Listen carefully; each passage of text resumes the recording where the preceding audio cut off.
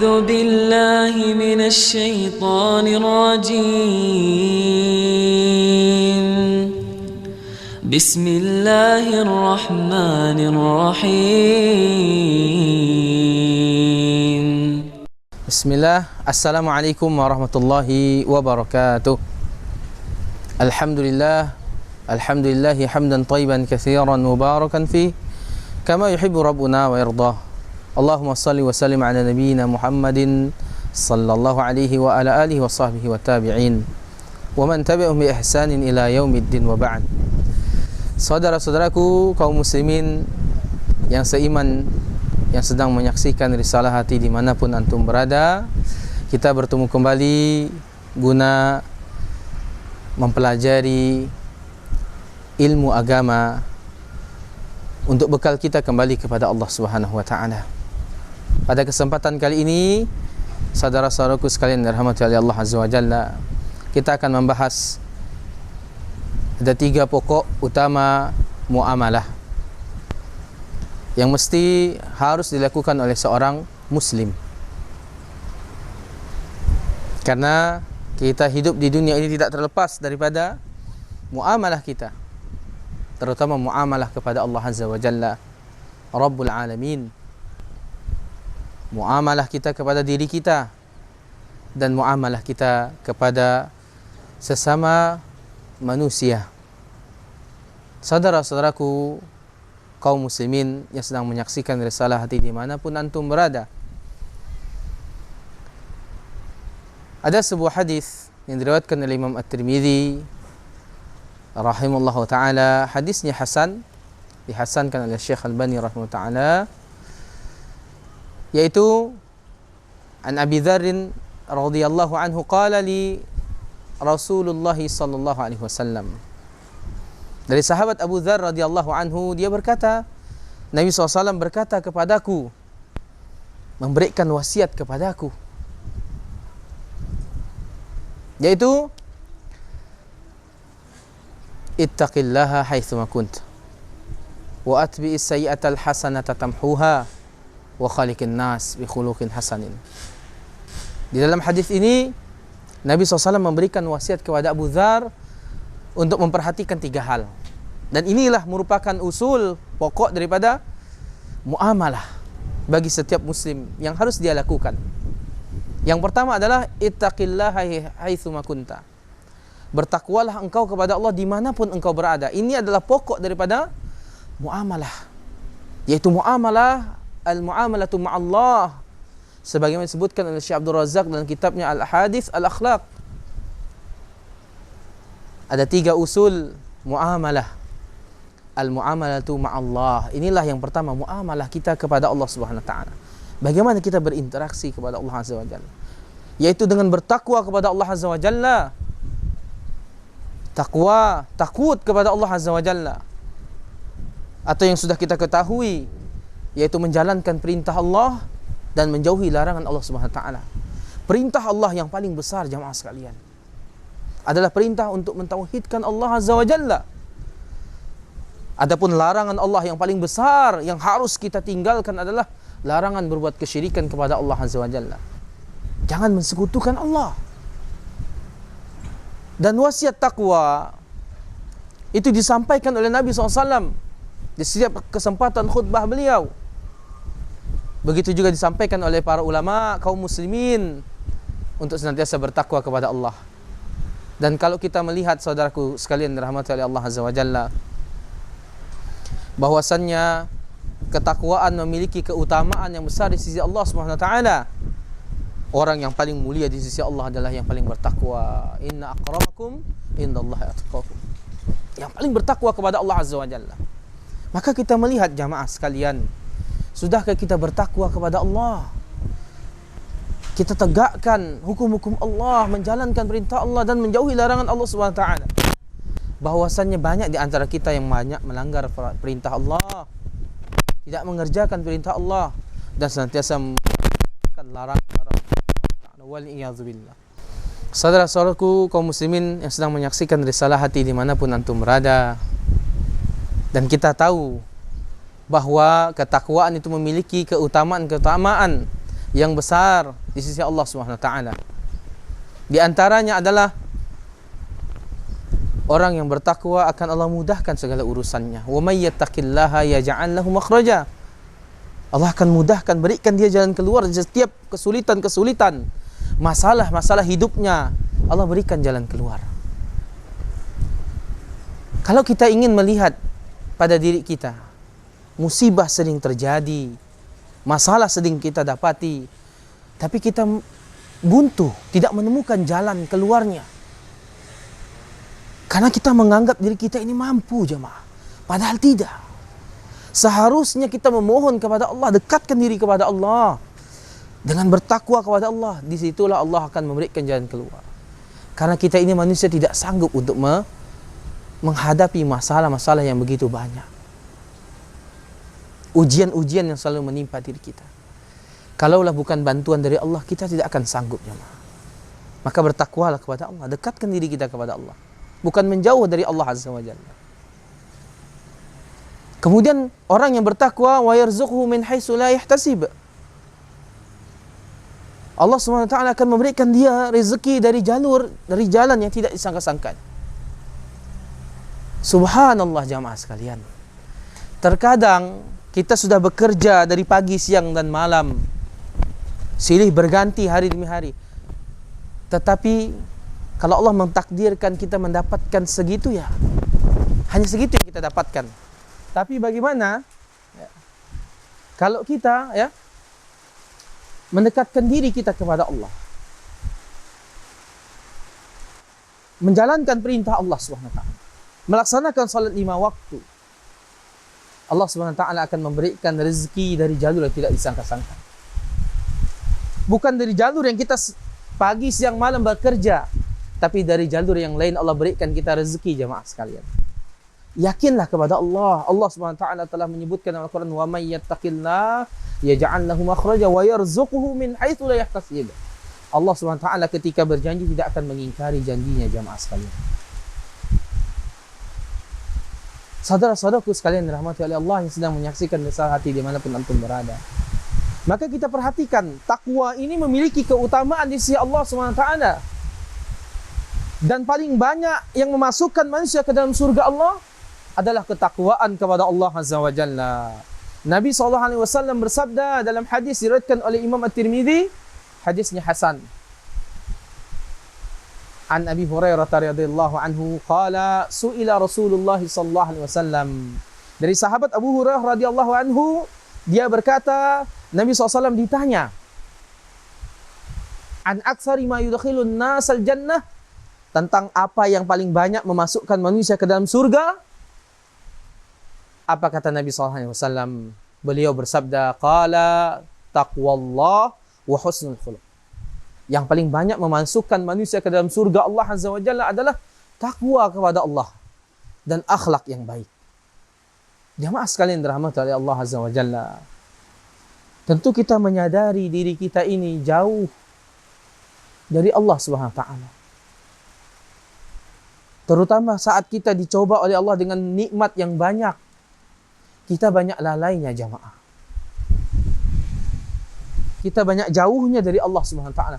Tapi bila mana kita dicoba dengan musibah dan kesusahan, baru itu dekat. Coba kita jadikan di setiap nikmat yang Allah berikan kepada kita berupa ujian tersebut. Dan begitu juga ketika kita ditimpa musibah, kita dekatkan diri kepada Allah Azza wa Jalla. Maka inilah muamalah kita kepada Allah Subhanahu wa taala. Senantiasa menjaga perintah Allah, batasan-batasan Allah, dan menjauhi larangan-larangan Allah Subhanahu wa taala. Yang kedua di dalam hadis Abu Dzar, yaitu al-muamalatu ma'an nafs. Muamalah terhadap diri kita, jiwa kita, diri kita.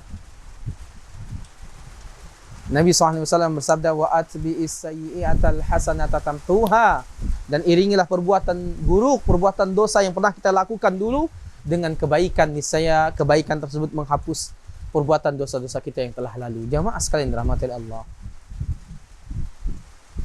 kita perhatikan diri kita ini banyak berbuat dosa, jamaah. Banyak berbuat dosa kepada Allah Azza wa Jalla. tanpa kita sadari, di saat kita sedang sendiri kita berbuat dosa kepada Allah Azza wa Jalla. Tentu kita takut kepada Allah Azza. Takut akan azab Allah. Takut kalau kita dimasukkan ke dalam surga Allah Azza wa Jalla. Takut akan Allah jauhkan kita dari surganya Allah Subhanahu wa taala, dan kita dimasukkan ke dalam neraka Allah Azza wa Jalla. Wal iyadzu billah. Saudara-saudaraku sekalian dirahmati oleh Allah Azza wa Jalla. Salat 5 waktu. Antara Jumat dengan Jumat, Ramadan dengan Ramadan itu pengampunan dosa. Nabi SAW bersabda dalam hadis sahih, as-salawatul khams wal jum'ah ila jum'ah wa Ramadan ila Ramadan mukaffiratun lima bainahun. Inna jituna bil kabair. Salat 5 waktu antara Jumat dengan Jumat, bila kita melaksanakannya dengan penuh keimanan dan dengan tuntunan yang disyariatkan oleh agama kita dengan benar, maka itu akan menjadi pengampunan dosa kita. Ramadan dengan Ramadan berikutnya akan menjadi pengampunan dosa kita, selama kita menjauhi perbuatan dosa besar. Ini jituni batil kabair. Jauhi perbuatan dosa besar. Dosa-dosa kecil kita akan diampuni oleh Allah SWT. Saudara-saudaraku, kaum muslimin yang menyaksikan Risalah Hati dimanapun antum berada. Adapun muamalah yang ketiga adalah al-muamalatu ma'an nas. Bermuamalah kepada manusia. Bagaimana caranya? Nabi SAW telah menyebutkan dalam hadis Abu Dzar radhiyallahu anhu, ketika Nabi berwasiat kepadanya, yaitu wa khaliqin nas bi khuluqin hasanin, dan pergaulilah manusia dengan akhlak yang baik. Jamaah sekalian dirahmati Allah, orang yang baik akhlaknya itu dekat kedudukannya bersama Nabi SAW di surga. Dekat sekali. Dan kita tahu Nabi SAW adalah orang yang paling baik akhlaknya dan diutus untuk menyempurnakan akhlak. Innama bu'itsu li utammima makarimil akhlak. Untuk menyempurnakan akhlak. Dan kita tahu akhlak Nabi adalah Al-Quran. Ketika Aisyah ditanya, bagaimana akhlak Nabi SAW? Karena khuluqul Quran. Akhlak Nabi itu adalah Al-Quran.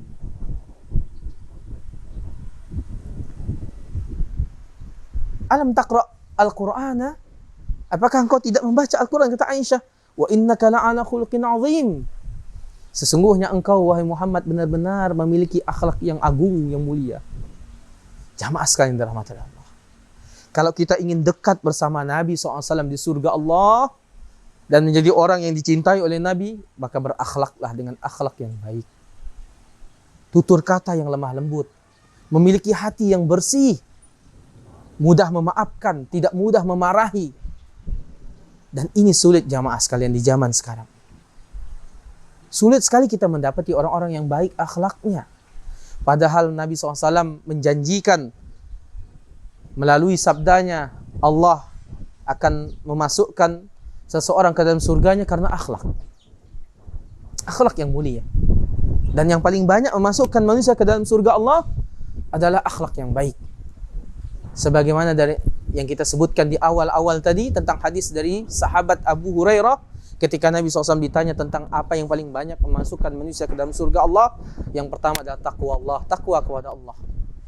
Yang kedua adalah husnul khuluq, akhlak yang baik. Jamaah sekalian dirahmati Allah, selalu memperbaiki diri kita.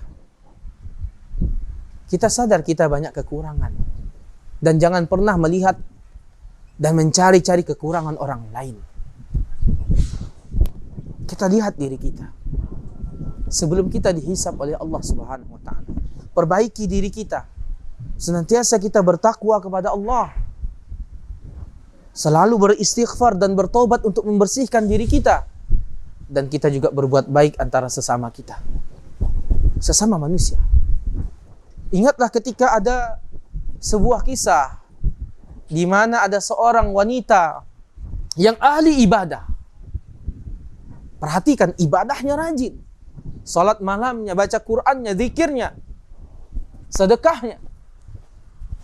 Tetapi dia tidak bisa menjaga mulutnya, lisannya. Tetangganya tidak bisa tenang hidup berdampingan dengannya karena lisannya yang kotor, yang sangat menyakitkan.